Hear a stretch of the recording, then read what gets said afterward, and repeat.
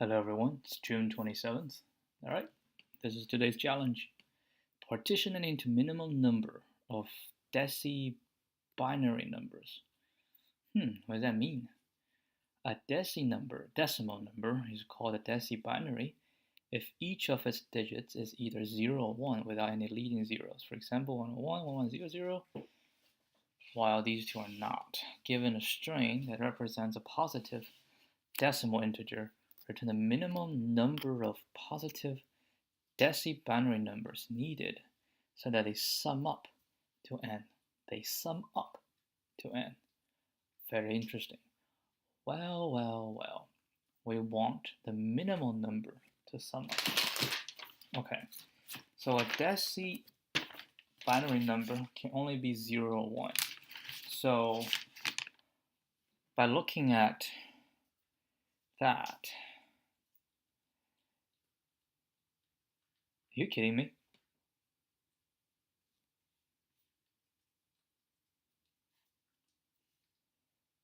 Are you kidding me? No, not kidding me. This is the thing. So because every value, every position, like if I have 3, at least I need 3, right? The minimum is 3. But the question is, can we get to 3? Why will we not get to 3? Because this is the maximum, which means every number has a 1 here. Every number has a 0 here. We have 2 have 1. 6 has... Are you kidding me?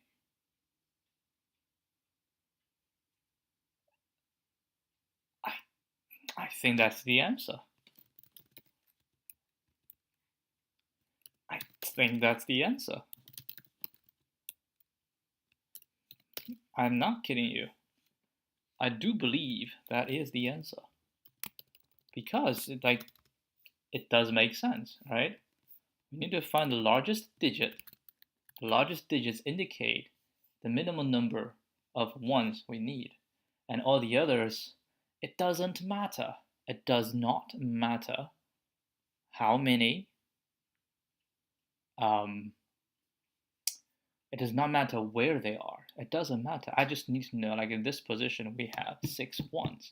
That's it. Where those 6 ones are does not matter.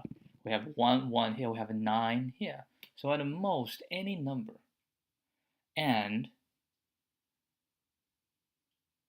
they didn't really require on the size of the decimal. Now, if they have requirement on the size of the number, that's a different problem.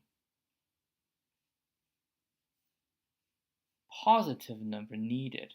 So they didn't really say, right? They didn't really say. Like, I can be this big. I mean, seriously.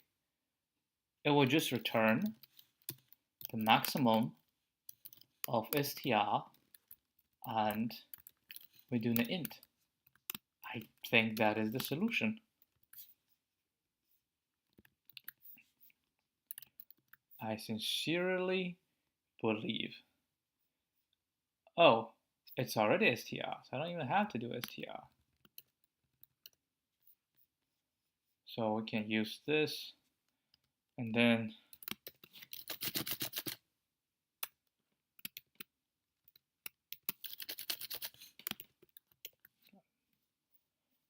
put something there.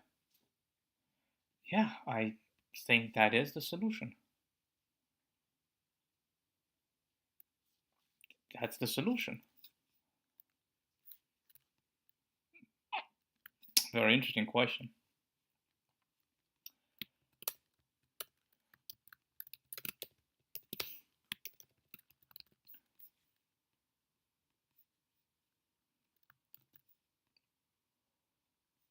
$16.89.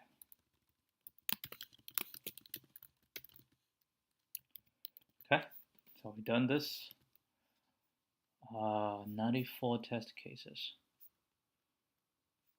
That's when? That's a year ago. 97 test cases. I think back then I realized that as well. Alright, so we have time. Let's try another one.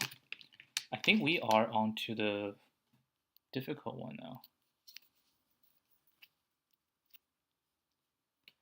Page 46. Yes. It's a hard problem. I'm gonna just maybe go over the problem and call it a day today.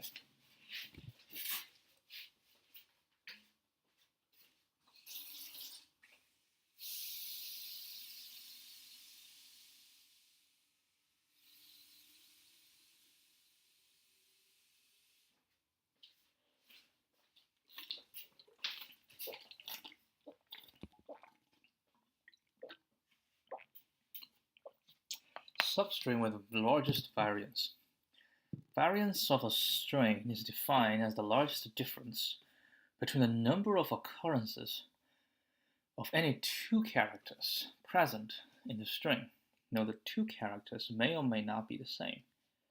Is the largest difference between the number of occurrences of any two characters. Given a string that's consisting of lowercase, return the largest variance possible among all substrings. Substring is continuous. Okay, what is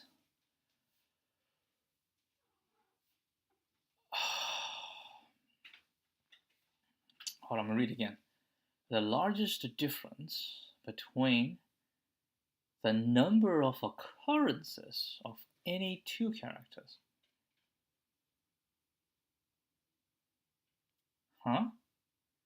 The variance, the large difference between the largest difference between the number of occurrences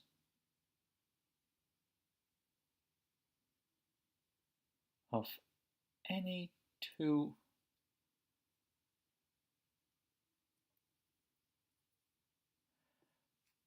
all positive variances along their respective substrings listed below. Variance is 0. Variance 0.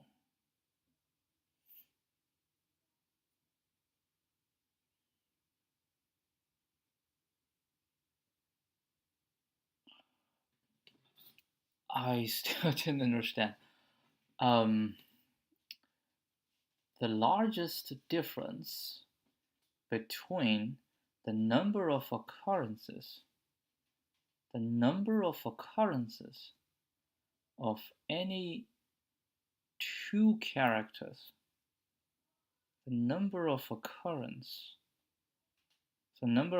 of A and the number of occurrence of B, of any two characters. So we pick any two characters and then we calculate the number of occurrences and find their difference. So any two, and then we can say, given a substring, and then we find the difference in the characters of any two characters.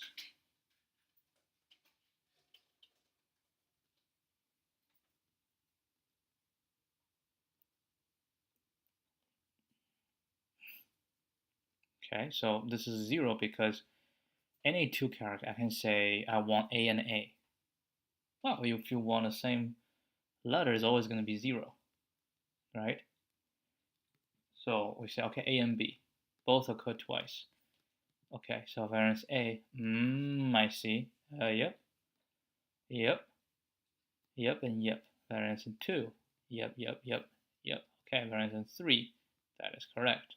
So what we want to find is the largest variance. So we want to find a substring, right, in which we have the largest difference of the count. So if we can have a count for everybody, right, and then we know the largest and the smallest. I see. So here, if you take anything, it's going to be 0 because you only have 1. Understood. 10 to the 4th. Okay. So we don't know the length, but the substring.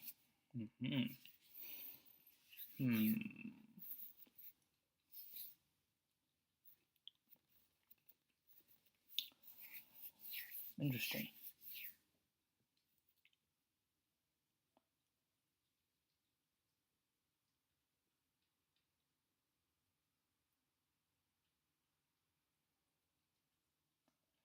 Well, one thing for sure, right? If its length is 1, it's always going to be 0. Length is 2, it's always going to be 0. Starting from length 3, now we have something to say. We can brute force it, right? We start from length 3, length 4, length 5, all the way to this. And as we go through, it's a sliding window, right? It's a sliding window. And we can always keep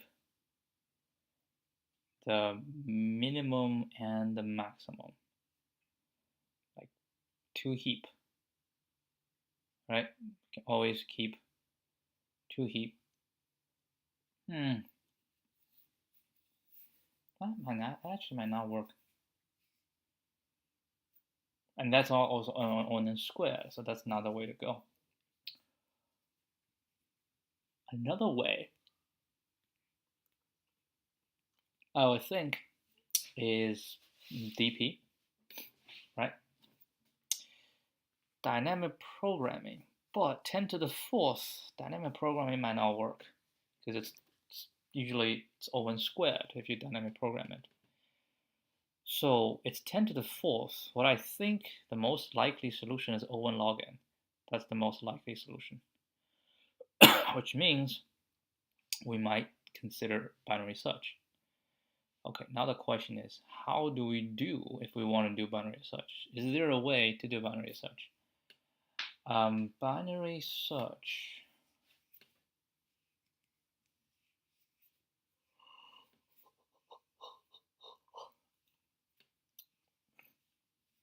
How would you binary search this? I don't actually know.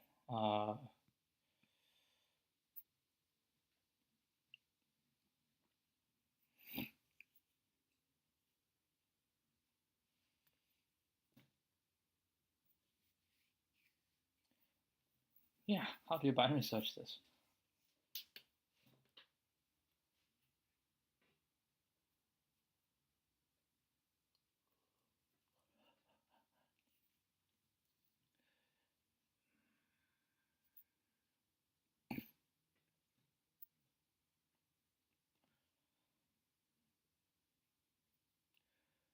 All substrings of S.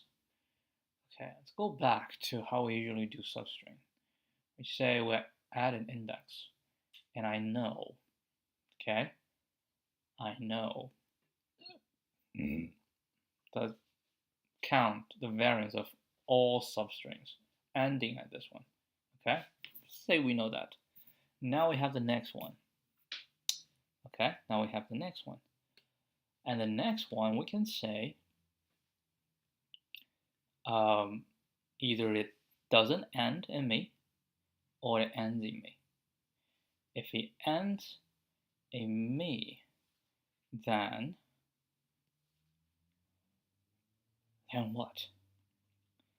Well, previously, if we have the largest difference, we know like these two are the largest difference. And if the newly added one contributes to the bigger one, then the larger difference increases, right? If it does not contribute, okay, like if it contributes to the smaller one, then the difference will decrease. But it will still be the same, but it will decrease. And if it doesn't contribute, then it will not change. But we might have to still record it.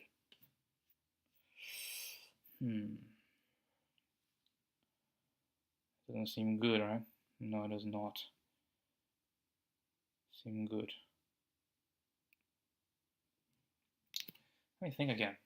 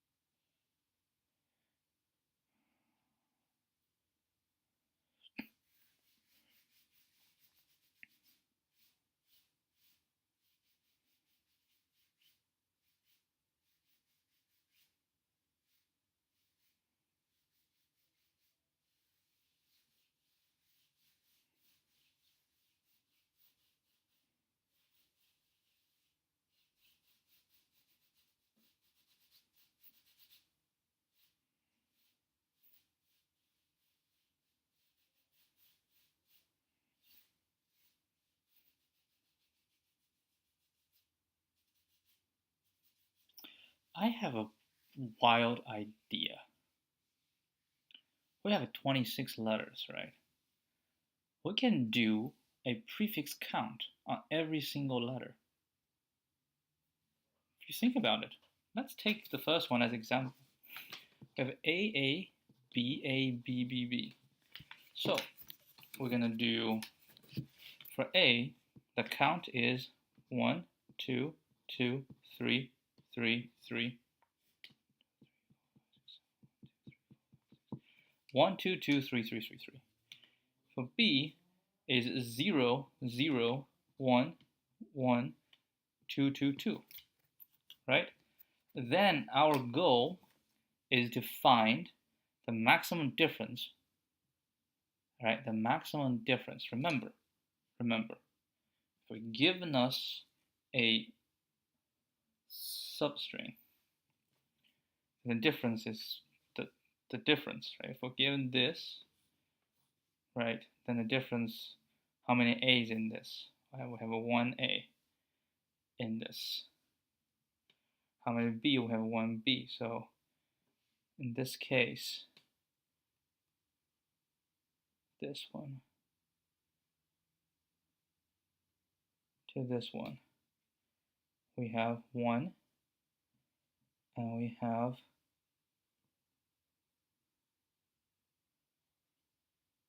1A, and we have 2B, right?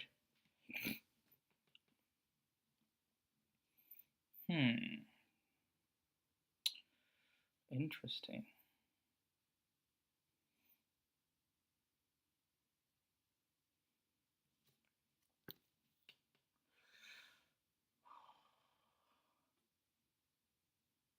Yeah, let's say we have all the letters. Now we have all these arrays.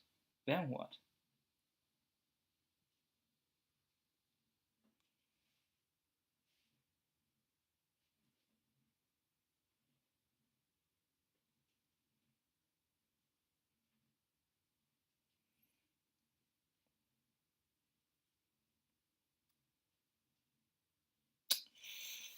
Let me think again.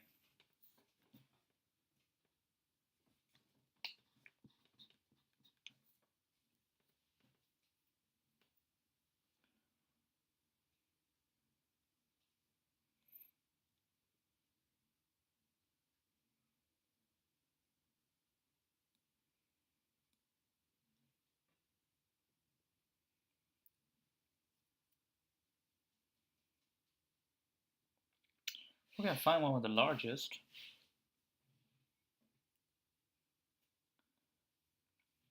Doesn't seem right.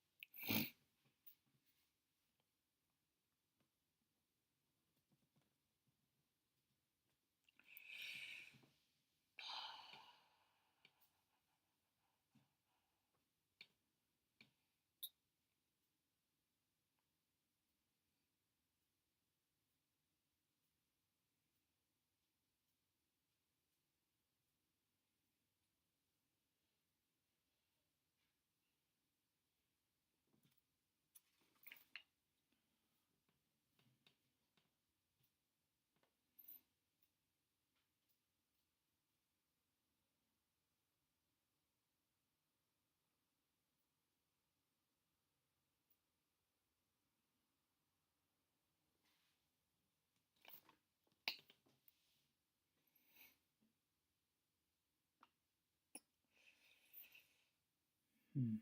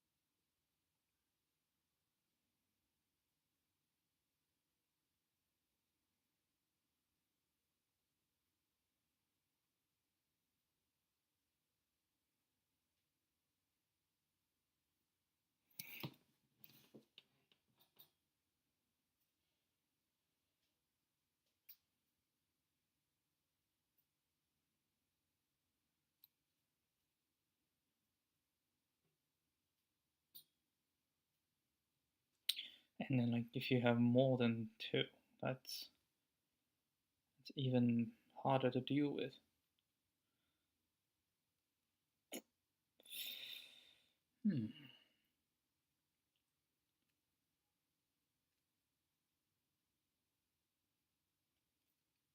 Wow, it's pretty hard. I have no clue. I don't even know where to start. I don't even know where to start.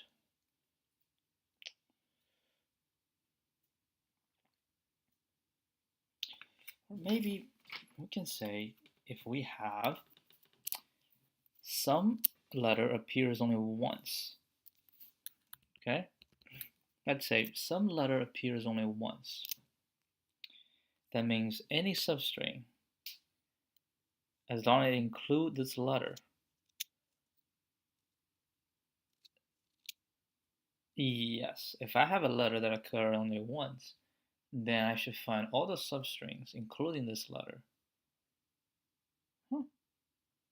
If I have one letter that occurs only once, then the answer must be the entire string is the substring. I just need to find out what is the largest occurrences of the other one. Then we have the solution. Because if you have one letter occurs once, I can always use that letter. That's one of the ones we want. And then for the others, we do whatever. This is an interesting point. Very interesting point. And then, if as long as I have a unique letter, this is going to be the solution. But what if I don't have a unique letter? Then we say, what if we have a letter that occurs 2 times?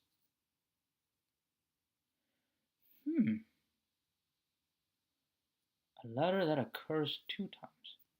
But hold on. If I have a letter occurs once, absolutely, that's the solution. If I have a letter occurs twice, now it's interesting. Now we can split it into 2 substrings. See what I'm doing? We split into 2 substrings. And the first substring contains a once that we can compute it. Second substring contains once we compute it. What if it occurs 3 times? We split it into 3 pieces.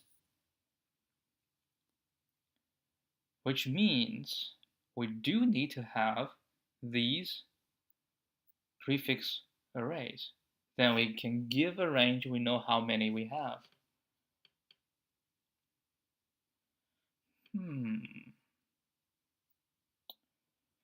Very, very interesting point.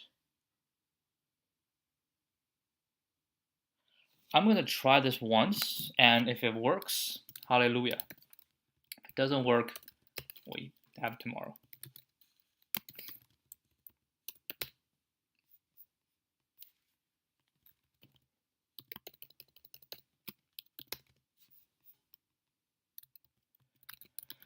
Okay, here's the idea.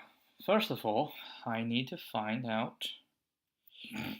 Now we can check the last letter. That's how we know how many we have.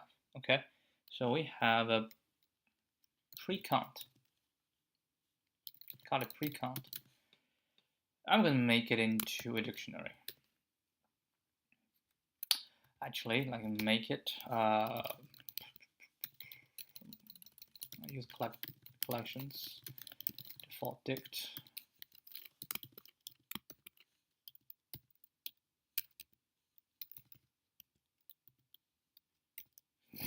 Default dict a list. So for letter in S, pre-count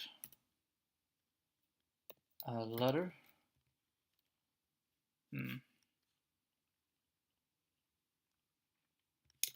If not, I'm gonna do this anyway. If not, letter in pre-count letter equals this. Yeah, then we don't need default dict. Just a regular dictionary shall work. And then pre-count letter. Oh, sorry. This has to be 1. That's the first time. That's actually not right. That's not what we want. Uh-uh. Uh-uh. We need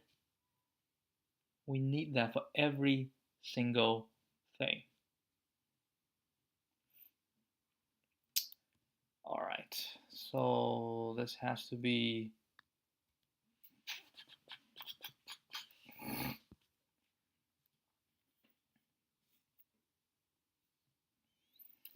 oh, seriously? Seriously? You need to find all of them? Well, honestly not. If we can find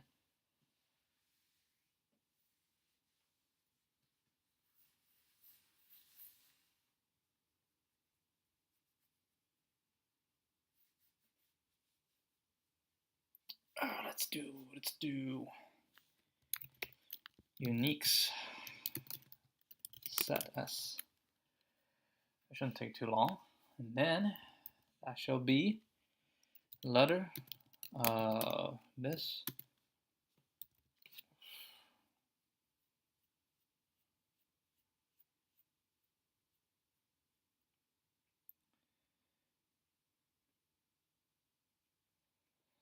I put 0 for letter in S. No, in uniques. Okay. So for letter in S and for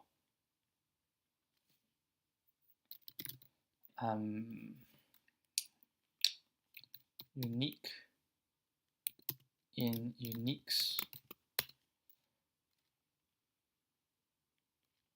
pre-count unique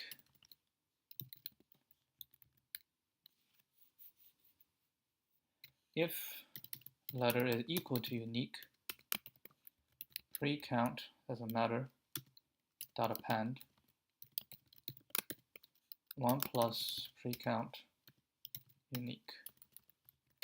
Otherwise, pre-count unique dot append pre-count unique minus 1. What happened to minus 1 man?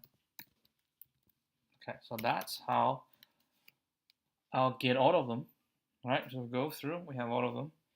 And then we need to find the smallest among them, okay? How do we do that? And we can sort. Now the question, we can sort, okay? But how do we know when to stop? She didn't tell me that we have to do all of them. That's not possible, right? There gotta be a point where we need to stop.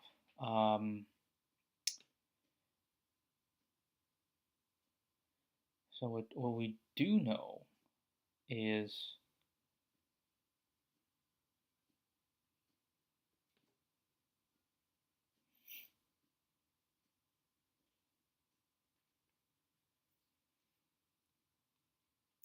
don't we also need to know where they are? I suppose we need to know where they are. Yes, we need to know where they are. And based on where they are, then we can do that. Find out how many. Find out how many. Okay, let's say I have a value. And then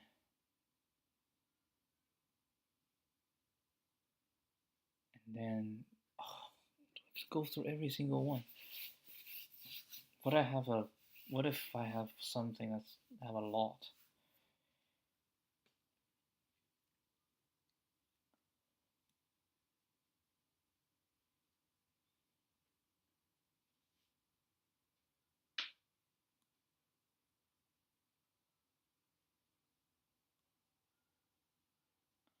can I say it's always the smallest one?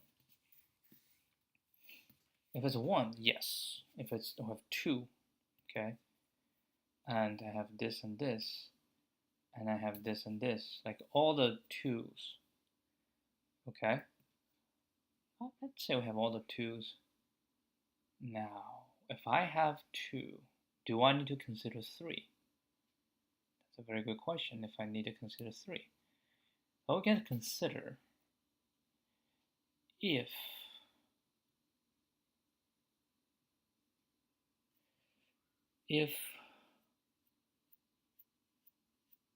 we have 2 and then we find some value, okay? Now we have 3, right? And then 3 is trying to,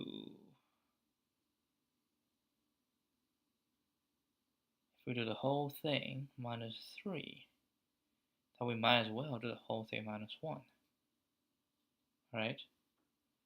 Okay, so the whole thing minus 3 is definitely not good. So we are saying there will be this section with 1, okay? A small section with 1. We say that can give us more.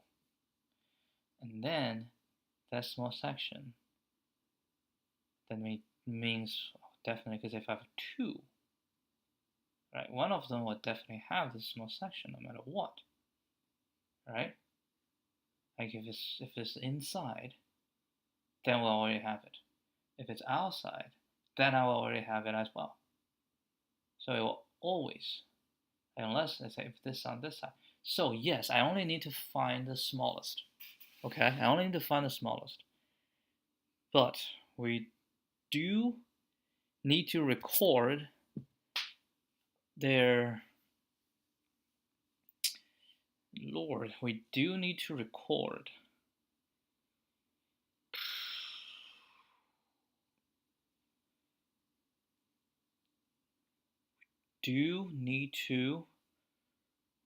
their locations, okay? So we have a pre-count. Lordy, we need to have indices, okay? Have indices. Again, letter, this for letter in uniques.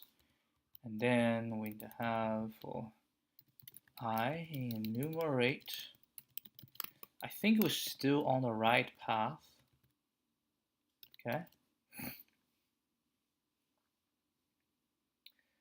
And then there we need to see indices, letter, dot append, I, okay?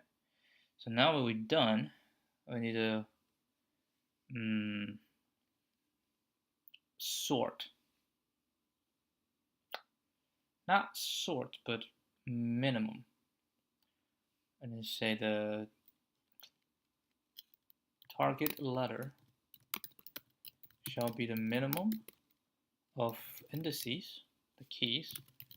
Key equals lambda.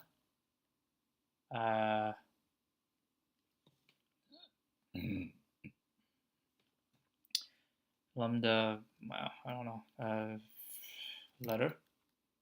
And I want to do len, indices, letter. We use the length. So now I find the smallest one, okay? Now we're going to go through, we say for index in indices target letter, right? We have the first index. Now what do? Well, what we're going to do is we're going to have the I index in enumerate this thing. So we're going to find a range. Now the range has to be, and I realize it might be better if the index, we add another value to it. In fact, it is better if we add another value to it at the beginning, index. So put a -1 here, which is totally fine. No! I don't, hold on. Let me put a -1 there. It appears at this position, right? And now we want to do this one with minus 1. Oh, no, I don't do that. So what we do is we need to find a range, L and R, okay? So L shall equal to I minus 1 if I is larger than 0, else 0. So we want to go as much. No, L is just 0. Oh, it depends. L equal to 0 if I is 0. I mean, this is the first one, right? It's 0. Else, that will be indices, target, letter, I minus 1, right? So it will be the indices. Would it be the whole thing? No, it won't be the whole thing. So it will be the indices. Hold on. What would be the whole thing minus 2?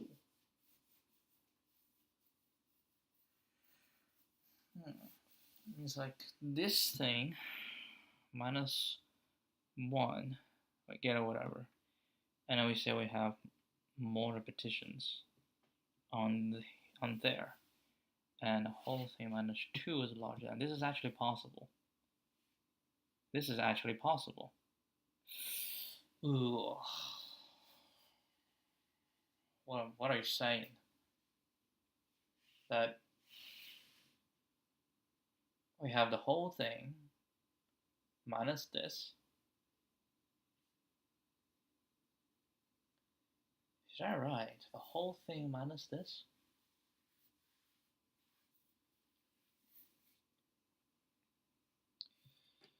If we don't do the whole thing, then we do parts. Parts minus 1.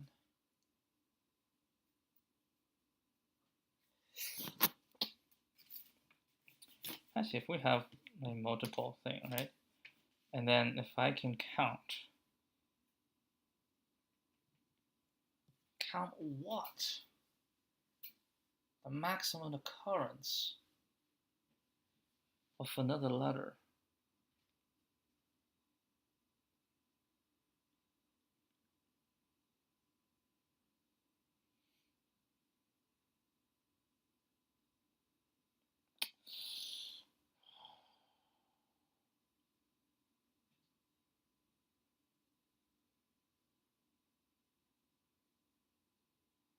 The smallest occurrence could still be huge.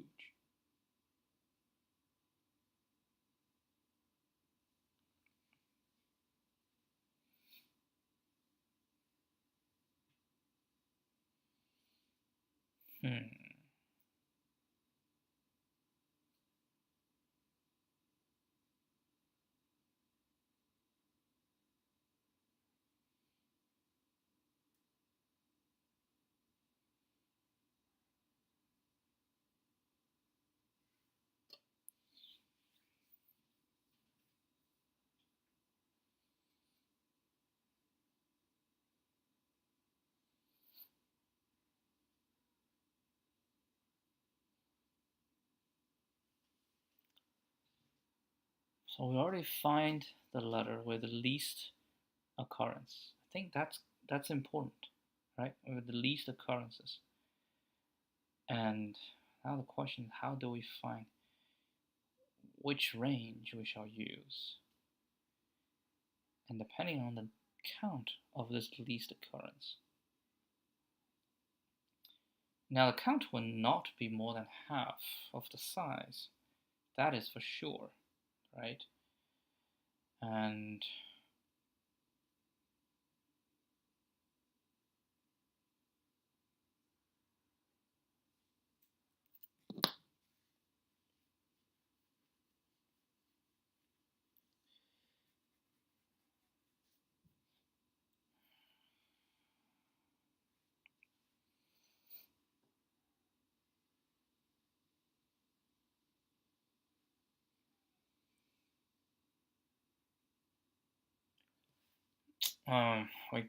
I'm gonna stop right here. I feel like I'm onto something. I think this is definitely important. Okay, but then I thought I just need to find single occurrence and then compute all the single occurrence, and then we'll be done. And then I realized it might not be that simple. We can actually do double occurrences, will be fine. Even triple occurrences will have a higher variance. And then I shall actually try all of them, not just one, because they have different orientations.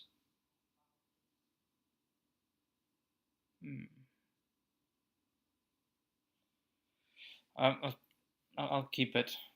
Let's try it tomorrow. I'll be done today. I'll see you guys tomorrow.